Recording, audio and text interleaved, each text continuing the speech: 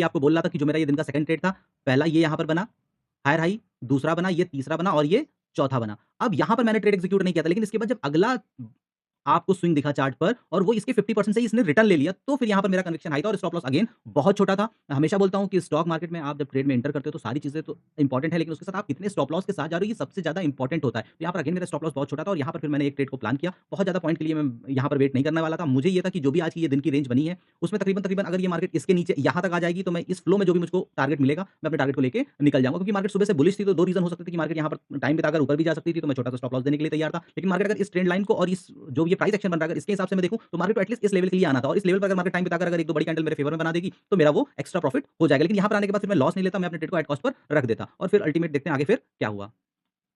और इस कैंडल के बनने के बाद 1:10 कैंडल बनने के बाद यहाँ पर मेरा ट्रेड एक पुट साइड का एग्जीक्यूट हुआ।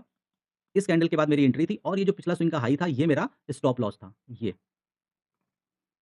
तकरीबन चार्ट पर अगर मैं स्पॉट पे बोलूँ तो मेरा 15-16 पॉइंट का, यानी कि अगर मैं प्रीमियम पे बात करता हूँ तो 8 से 10 पॉइंट का स्टॉप लॉस था और मेरा पहला टारगेट ये था कि मार्केट इस लेवल के लिए आएगी तो मैं अपने ट्रेड को एट कॉस्ट पर रख दूँगा। अगर उसी फ्लो में जो मार्केट मुझको देके जाएगी, मैं वो प्रॉफिट लेकर यहाँ से एग्ज़िट कर जाऊँगा।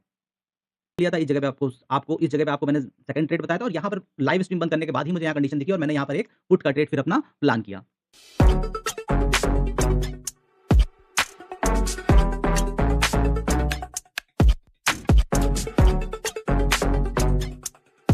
तो यहाँ पर ये मेरे दिन का दूसरा ट्रेड था। अगेन बहुत फेवरेबल गया। इस कैंडल के बनने के बाद मुझे एक्सपेक्ट नहीं था, मुझे लगा कि शायद मार्केट यहाँ से टर्न कर सकती है, तो मैंने इस कैंडल के बनते ही इसी जगह पे मैंने अपने ट्रेड को तकरीबन क्लोज़ कर दिया था।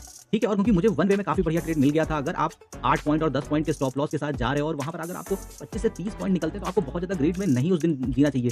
यहाँ पर भी जल्दी निकलने का रीज़न बस यही था। मॉर्निंग के फर्स्ट ट्रेड में भी जल्दी निकलने का रीज़न ये था कि मार्केट ने बहुत तेज़ी से मुझको मेरा प्रॉफिट दे दिया, तो यहाँ पर फिर मैं ज़्यादा देर नहीं बैठ पाया और दूसरी कंडीशन ये थी कि यहाँ पर भी मार्केट ने सेम मेरा टारगेट यही था कि मार्केट यहाँ तक तो आएगी आएगी, अगर इसी फ्लो में जितना ब्रेक करेगी मैं बैठा रहूँगा। लेकिन जैसे ही ये ग्रीन कैंडल क्लोज़ हुई, तो फिर मैंने यहाँ पर अपने ट्रेड को कट कर दिया और यहाँ पर मेरा अच्छा प्रॉफिट इन दोनों ट्रेड पर बन गया। तो यहाँ पर मैंने आपको अपनी साइकोलॉजी समझाई कि मैंने दिन के 2 ट्रेड किस कंडीशन पर लिए और यहाँ पर तो मैंने लाइव स्ट्रीम पर आपको बताया था कि ये मैं आपको बुलिश ट्रेड यहाँ पर क्यों बोल रहा हूँ और इसी जगह पे मैंने आपको निकलने के लिए भी बोला था और उसके बाद देखिए क्लियर कट यहाँ पर आपको फॉल देखने को मिलेगा।